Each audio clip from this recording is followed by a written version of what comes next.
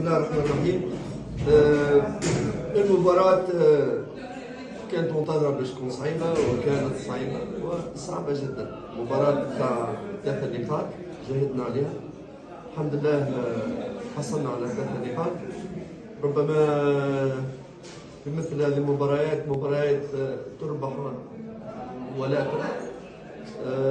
رغم ذلك حاولنا نلعب ويعني خلقنا العديد من الفرص. مع الأسف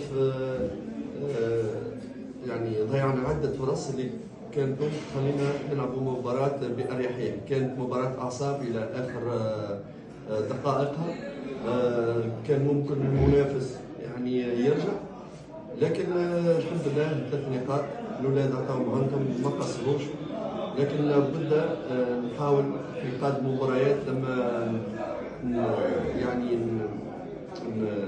نحصل على فرص كثيره نحاول نقتل المباراه. الحمد لله ضد فريق يعني عطى كل ما عنده باش يحاول يعطلنا، يعطيهم الصحه. لكن يعني الحمد لله على 3 نقاط بصراحه.